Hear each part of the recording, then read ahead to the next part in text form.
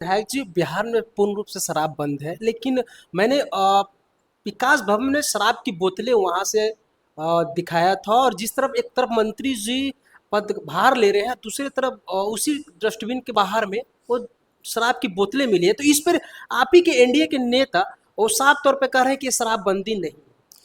देखिए, शराबबंदी चाहे फिर कोई भी अपराध होता है, चाहे हत्या हो, लूटपाट हो, तो अपराधी को उसके अपराध का सजा दिया जाता है। जिस प्रकार से शराबबंदी कानून है बिहार में, और जो फोटो वीडियो वायरल हुआ था, जो डस्टबिन के पास से शराब की बोतलें पाई गई थी, तो उस पर कार्रवाई हो रही है, जांच हो रहा है। जो भी दोषी पाए जाएंगे उसके ऊपर सख्त से सख्त कार्रवाई की क्या जाएगी। लगता है बिहार में पूर्ण रूप से शराब बंद है? पूर्ण रूप से शराबबंदी होनी चाहिए, और भी जितने ठोस कदम उठाने चाहिए शराबबंदी को लेकर के, जिससे कि रोज़मर्रा की ज़िंदगी में, चाहे सामाजिक तौर पे जिस प्रकार का द्वेष का भावना, चाहे शराब के नशे में जो आपराधिक घटनाएं हो जाती हैं, चाहे महिलाओं के साथ छेड़खानी, चाहे किसी भी प्रकार की घटनाएं होती हैं, वो शराबबंदी से कहीं ना कहीं कमी दिख रहा है। अगर शराबबंदी है बिहार में, तो उसको और कड़े कानून लाने चाहिए, जिससे कि पूर्णतः शराबबंदी हो सके।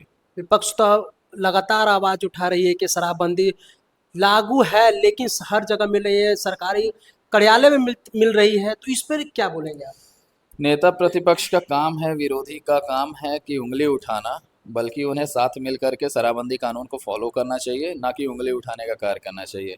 और मैं कह ही रहा हूं कि अगर कोई कानून लागू हुआ है जैसे शराबबंदी का हो, तो उस पर और सख्त कानून और कदम उठाए जाने चाहिए कि किस प्रकार से हम इसको पूर्णतः बंद कर सकें।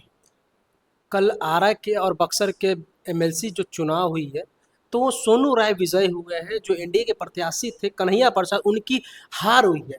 तो यहाँ विपक्ष के नेता जो तेजस्वी यादव साफ तौर पे कह रहे हैं कि एनडीए की जो जीत हुई है, देखा जाए तो यंत्र और तंत्र से जीत हुई थी। बैलेट पेपर से होती तो आज हमारी भी विधानसभा में सीटें होती। जी बिल्कुल, 1990 का दौर सभी को पता है कि बैलेट से चुनाव हुआ करते थे, कैसे बूथ लूटे जाते थे। वही आदत इनकी अभी गई नहीं है, इस वजह से चाहते हैं आज भी बैलेट से चुनाव हो और फिर से वो लूटपाट करें और अपनी सरकार बनाएं। क्योंकि इलेक्ट्रॉनिक मीडिया और इस समय की आधुनिक युग जो चल रहा है, जिस प्रकार से ईवीएम से वोटिंग मशीन कराए जा रहे हैं, जो फुली कंप्यूटराइज है, तो ये इनके समझ से परे है। इस वजह से पुनः चाहते हैं कि वही पुराना दौर लाया जा सके, इस वजह से बैलेट के लिए बार बार ये बोलते रहते हैं। तो आखिर तो बैलेट से जो पेपर से जो चुनाव हुई है, विजयी हुई है। और ईवीएम भी तो हैक हुआ है ना, वायरल भी हुई है। कितने जगह ऐसे चुनाव हुए जहां पे सरकार को घेरा जा रहा है। सरकार को घेरने का काम हमेशा से विपक्षी दल करते आए हैं, और इसी का जवाब हमारी बिहार की जनता ने दिया कि वो 80-85 से सिमट कर आज 25 पे आ गए हैं। और इसी प्रकार का इनका नज़रिया रहा, तो आने वाले 2029-30 चुनाव में बिल्कुल ये बिहार से गायब हो जाएंगे। गायब हो जाए। बिल्कुल। देखिए, साफ तौर पे विधायक जी का कहना है कि जो बैलेट पेपर से चुनाव हुई थी आरा बक्सर पे, तो जैसे 1990 के दशक में ऐसे ही हुआ करता था, जो बैलेट से ही चुनाव हुआ करता था, उस पर धांधली हुआ करता था।